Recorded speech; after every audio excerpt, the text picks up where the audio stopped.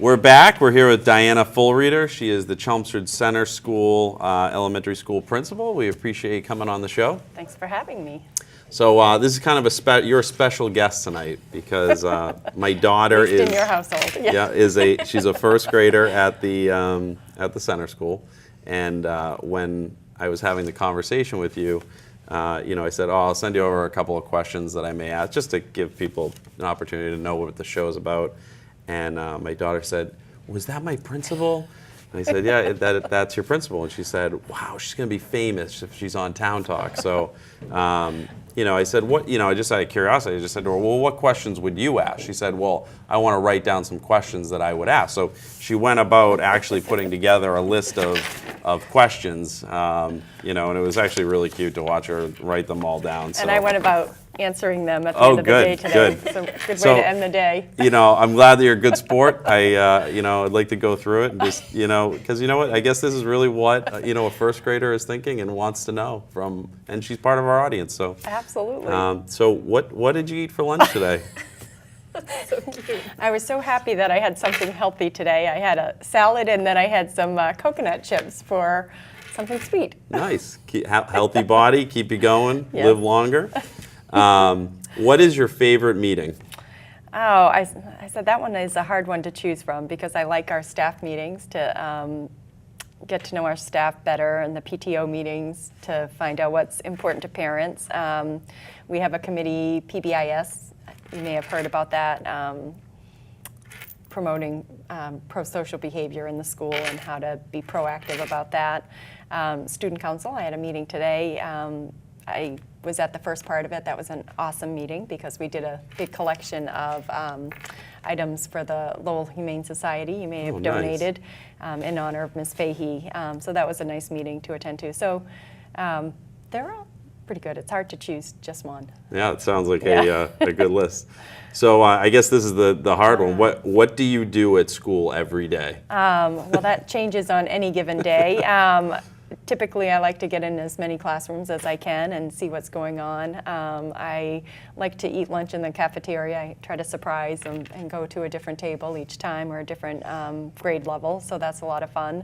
And there are a fair amount of meetings as well, a variety, special education meetings and meetings with teachers and parents and students sometimes if they're working on their behavior and we need to meet.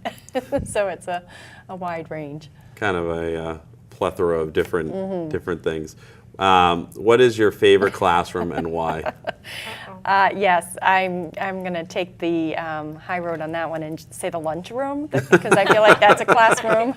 Good answer. Good answer. Where I teach, I try to teach in there different things. I'll bring books with me sometimes and read a favorite book that I may have just ordered, and so I'm going to stick with that. Nice. Well, that segue's pretty good because she wanted to know, what is your favorite food? My favorite food, I'm going to say Purple Cow frozen yogurt from Sully's. Nice. It was a good thing when I drove by today. They were dark and closed. I think it's 17 days now till they open. Oh, I thought it was March. So, oh, good. So sooner than I expected. Yeah, soon. Yeah, it's really, that's like the starting of, the springtime. Yeah. Yep. First day of spring. You can get your SAD and put it away. It's time to move on. So, what is your favorite thing that you do with your job?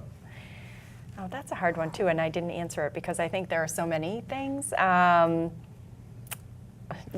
This is a favorite thing. Just going to my office and finding a note from a student and having conversations with them. The other day, I went to Taste of Chelmsford, so I was going from work, and I was a little more dressed up, a little fancier once we get to that question than I normally am, apparently. And one of the students yells out, "Mrs. Fulreader, do you have a date tonight?"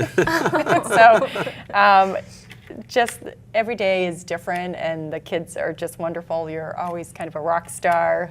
They love to see you. They're interested in what's going on with you. What was the question? What's your favorite thing to do? I guess talking to the kids and talking to the adults about teaching and learning. Well, it definitely shows through. I guess that comes to the question: what made you become a principal? What was your motivating factor? I don't know if you remember, I think I introduced myself when I first started, but I went into school administration a bit different than most people. I was a social worker for the first 20 years of my life, and then so meeting the needs of the whole child was very important to me, has always been very important, and also education. I was the first one in my family to go to college, and I really could see how life-changing education can be. So those two things are my passions, and being a principal is a wonderful way to combine those two things, really focusing on meeting the needs of the whole child and making sure they're getting the best education possible to give them a good leg up in life. Wow, that's unique and fantastic. What's your favorite event at the center school? That's another really, really hard one. We have the science, because there are so many events coming up too, which I anticipate are going to be spectacular. That's one thing I've found, like anything center does, they do it really, really well. I'm sure you've been to a couple of the events, like the ice cream social and the Halloween party, and I went to Garrison House on that field trip, and that was a lot of fun. Seeing the Immigration Day was really interesting. So again, hard to choose just one. Well, I do like the Taste of Chelmsford, I'll tell you that. Yes, that was unbelievable. They do a very good job with that fundraiser, and it's been, a crowd pleaser Yeah. for years. So, It was great. So she wanted to know what you like about the center school, I guess. Traditions, a lot of the events that they have. I love that it's such a close-knit community, and the sense that everyone supports each other and helps each other out. Parents are very involved. The kids are so respectful and kind, and into their learning. It's just a really great place. Well, I'll tell you, as a parent, I really like that school, and I was an alum of the Byam School, it's my really? alma mater. So, but I do like the center school. It is a great school. This, I think, was the best question. Yes, it was. But do you like to be fancy, and why? Yes, I like to dress up sometimes, and there are other times we're having PJ, I guess, day in a couple of weeks, and that'll be fun too. So. Well, this was stemmed from Fancy Nancy. Nancy. That's one of her favorite books, and Fancy Nancy, instead of wearing purple, she'll have fuchsia, or there's different ways to kind of make everything a little bit fancier than Nice. Just the generic. So. Well, she should write to me, email me a review of one of the books so I can include it in my weekly update. Yeah, that'd be cool. So It's actually plug it's for a that. great series. So. And I have yet to read one of those Oh books. yeah, which is- we'll certainly get you a copy. What is your favorite color? Oh, that's a tough one too because it changes all the time. I don't have one favorite color, but I like teal blue and red and purple and pink and. Next question is, what is your middle name? Kids seem to always be fascinated by this question. So I actually changed my middle name after I got married. It used to be Lynn, and then I changed it to Witham, which is my maiden name. So Oh, wow. it's now my middle name, yes. Oh, That was an easy one. I like that question. Pretty cool. Well, then I started putting together questions. Oh, These are more and then my, they get harder. my Yeah. typical adult questions. But obviously, you guys had the rollout of full day kindergarten. You have that new modular classroom. Yes. Tell us a little bit about it. How's it been working out? And Our modular classrooms have been great. Ours are connected to the building, which makes it a lot easier. I understand that there have been, some challenges logistically with the ones that are detached, but ours are attached. So that's really makes it very easy for us. And they're wonderful. They have really good technology, which was one of the other questions, with the latest and greatest smart boards in there and projectors. So it's been really nice, and I think the fourth grade really love having their own space, kind of separate from the school a little bit. So they're excited about it. They're beautiful. You wouldn't, if you walked in, couldn't tell that they're modular classrooms there. what I think is so funny is that at least at the center school, the placement's very good. You wouldn't even know that it wasn't, originally a part of the building. Yes. And it just, it still gives space for the outdoor recess, and so it's been really, I think, a great improvement for the community. Yeah. I did want to talk a little bit about technology. I know at town meeting we fund a lot of, these smart boards, and just curious, when you actually start to roll those types of technologies out in an elementary school, because I I feel like a lot of it's hands-on in the beginning anyway. So. The technology that is there is being used kindergarten through 4th grade and used every single day that I go into classrooms, which is great. The boards and projectors are wonderful. Teachers are using them for things like Go Noodle. Has your daughter talked about that at all? No. They'll project videos for brain breaks, and kids will be either doing yoga or dances and things like that.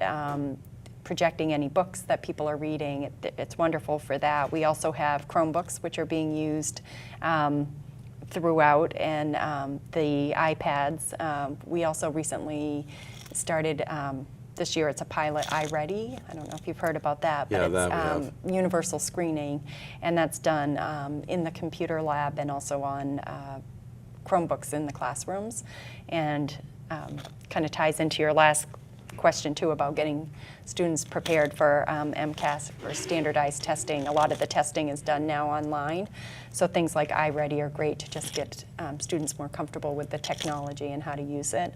But yeah, the technology's been great, and I think we can always use a little bit more. It sounds like we should be getting some more Chromebook carts, and I'll look forward to that because the students really love getting on and doing their work that way.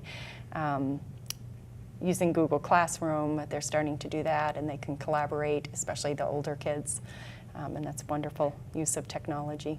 Yeah, my class I think was one of the first classes that they rolled out the whole MCAS, standardized testing, and it really? was very new. Yeah. And now I know they do it at various different grade levels. I think is 4th grade the first year that they? 3rd grade. 3rd grade, okay. As well. And so how do you work towards getting students prepared for that? And is it a stressful thing for students? I try to make sure it's not stressful. In previous schools, we've done videos and made up songs for MCAS. I would wear a crown and be the MCAS queen for the day, and just to try to make it light. We encourage kids to do their best, but not to stress. The test does not define them, and just always to do their best and get a good night's rest. We're not teaching to the test, we're trying to get students to get good critical thinking skills, and that's the objective for these things. But to prepare them, because standardized tests are something they're going to be dealing with as they go on, but to get them comfortable with it and just exposing them to it. And like I said, the online testing piece is interesting. That makes it a little bit different, and getting them comfortable with the Chromebooks and doing it online. That's another piece.